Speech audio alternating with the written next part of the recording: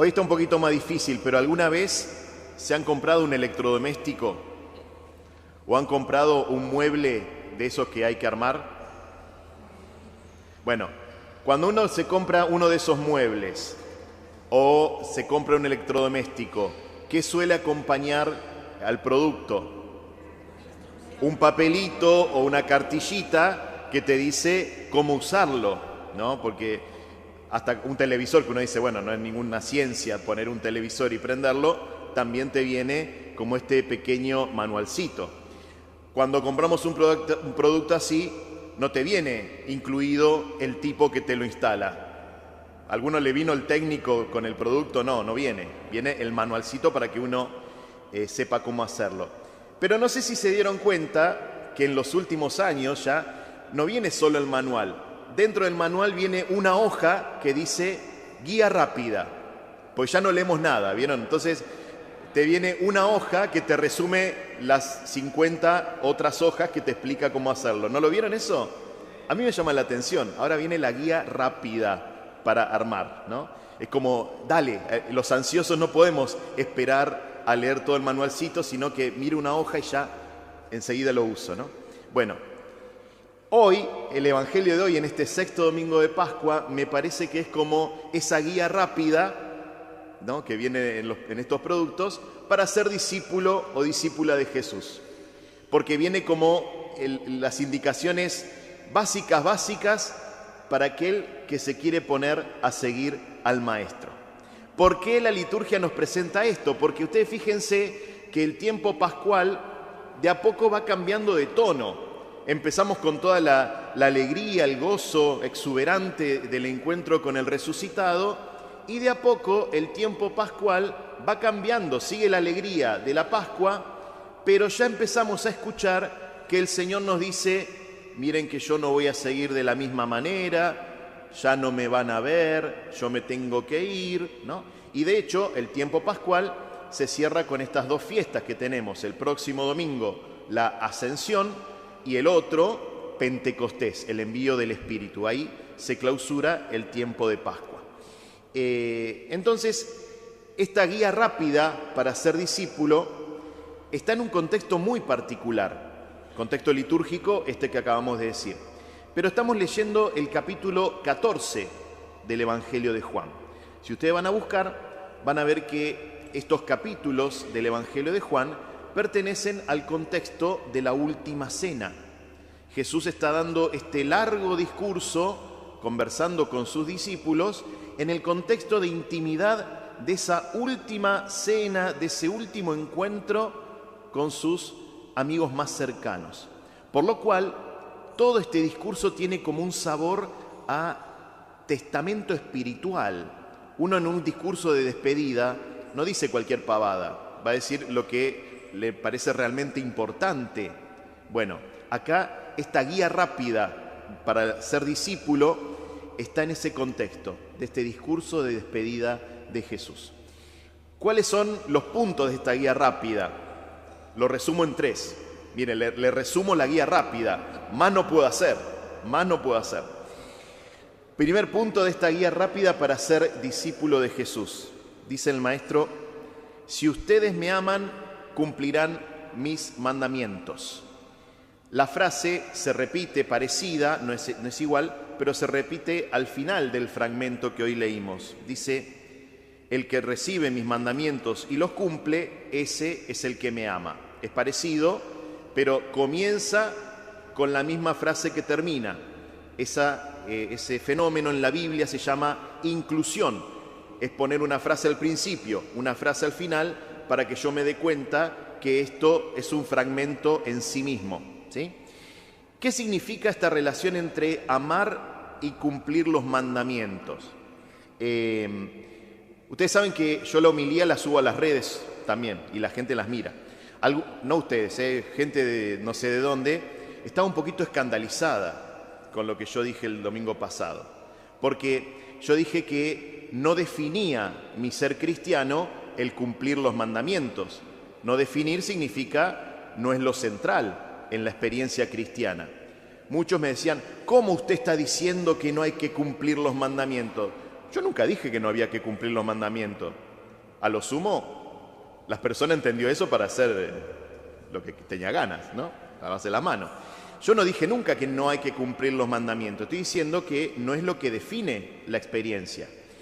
En el Evangelio de Juan, mis estimados, los mandamientos de la ley antigua ni figuran, no aparecen, no se mencionan. Sí, en el Evangelio de Juan, ¿qué es lo que define la experiencia del cristiano? Responder con fe a la vida que me propone Jesús. Vida y fe son dos conceptos centrales en el Evangelio de Juan. ¿Cuándo aparece la palabra mandamiento? Cuando Jesús habla de su mandamiento en singular. ¿Sí? Está en el mismo contexto de la última cena. Este es mi mandamiento. Mi mandamiento. ¿Cuál es el mandamiento de Jesús en el Evangelio de Juan? Ámense los unos a los otros como yo los amé. Esta es la versión de Juan. Como yo los amé. ¿Qué significa? El amor que yo les tengo a ustedes y que les regalo, ¿sí?, es la vida con mayúscula que por la gracia ustedes tienen. Bueno, con ese mismo amor los invito a amarse los unos a los otros, ¿sí? No es un voluntarismo, es lo que yo recibí como vida, ¿sí?, como gracia, es lo que pongo en mi relación con los demás. Ese es el mandamiento de Jesús. Por eso los que comentan estas cosas y que saben más que yo, dice que en el contexto del Evangelio de Juan, decir mis mandamientos no está haciendo referencia a los 10 mandamientos de la ley judía, sino que mis mandamientos es igual a todo lo que Jesús dijo, a todo lo que Jesús revela del Padre. Todo lo que yo les compartí es para que ustedes crean. Estos son los mandamientos, ¿sí? Por lo tanto, en la lógica del Evangelio de Juan, si yo vivo en el amor, ya estoy cumpliendo los mandamientos. No necesito saber más detalles, porque si vivo en el amor de Jesús, ya estoy cumpliendo todo lo demás. Esa frase que le atribuyen a San Agustín, ama y haz lo que quieras, pero no es haz lo que quieras de hacer cualquier cosa, ¿no? Porque si yo tengo ganas de pegarte una trompada, no estoy viviendo en el amor. No es hacer lo que se me da la gana, sino que puedo vivir en el amor, y en ese vivir en el amor están incluidos todos los mandamientos. Yo no necesito saber el detalle. Yo puedo no acordarme la lista de los 10 mandamientos, por ejemplo. Pero si vivo en el amor de Jesús, los voy a estar cumpliendo todos, sin tener que hacer el detalle. ¿Me explico? Entonces, este primer punto de la guía rápida para ser discípulo de Jesús es recibir en nosotros la vida que Jesús nos quiere regalar. Porque esa vida que recibimos en nosotros crea una dinámica que hace que yo pueda amar a los demás con el mismo amor con el que me amó Jesús. ¿Sí? Primer punto. Segundo punto de la guía rápida. Dice Jesús, yo rogaré al Padre y Él les dará otro paráclito. ¿Saben el significado de la palabra paráclito? ¿No? Bueno, no me voy a poner en técnico, pero en el idioma griego es muy difícil de traducir. Algunas Biblias lo ponen como abogado, como defensor. Es y no es. El paráclito, literalmente, la palabra significa el que es llamado para estar al lado mío. Entonces, yo puedo traducirlo como abogado, pero sería el abogado cuando estamos, no los abogados como Patricio, los abogados buenos, que sería el abogado cuando están en el juicio. Cuando estás en un juicio y te están acusando de algo, hay alguien que en ese momento responde por vos. Ese es el paráclito. No es el abogado en otras circunstancias. ¿Ven? Por eso muchas Biblias optan por no traducir la palabra. Algunas lo traducen, pero en general las Biblias dejan paráclito, porque no tiene una traducción exacta, ¿sí? Entonces, dice, Él les dará otro paráclito. Si dice otro, es porque hay uno primero. ¿Quién es el primer paráclito? Jesús. ¿Se acuerdan? Siempre en el Evangelio de Juan, Juan empieza con su, ¿cómo se llama? El primer capítulo. Ay, se me fue la palabra. Estoy envejeciendo, Bueno, el prólogo, ahí está. El prólogo de Juan, ¿qué dice? La palabra se hizo carne y habitó entre nosotros. El primer paráclito, el primero que se pone al lado tuyo, es Jesús. Porque siendo la palabra eterna que estaba junto a Dios y que era Dios, se hizo carne y habitó entre nosotros. Él es el primer paráclito, el que vino a caminar nuestra historia. Ahora Jesús dice, cuando yo no esté, viene otro paráclito. ¿Quién será ese otro paráclito? El Espíritu, el Espíritu. ¿Ven? Paráclito es Jesús y paráclito es el Espíritu Santo. ¿Por qué? Porque el Espíritu que nosotros esperamos en Pentecostés es como consecuencia de la Pascua. El Espíritu no es que hace su vida independientemente de Jesús. El Paráclito, que es el Espíritu, viene a continuar en la historia, es el que se viene a poner al lado nuestro para que vivamos el Evangelio de Jesús. Es el Espíritu es el gran regalo de la Pascua. ¿Sí? Es el gran regalo de la Pascua, por eso lo esperamos en Pentecostés.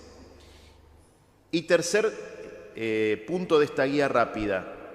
Dice, ese Espíritu, dice Jesús, el mundo no lo puede recibir porque no lo ve ni lo conoce. Ustedes, en cambio, sí lo van a conocer y sí van a poder comprender, dice Jesús. Es decir, este Espíritu, el mundo no lo puede ni ver ni conocer, en cambio nosotros sí lo vamos a ver y lo vamos a conocer.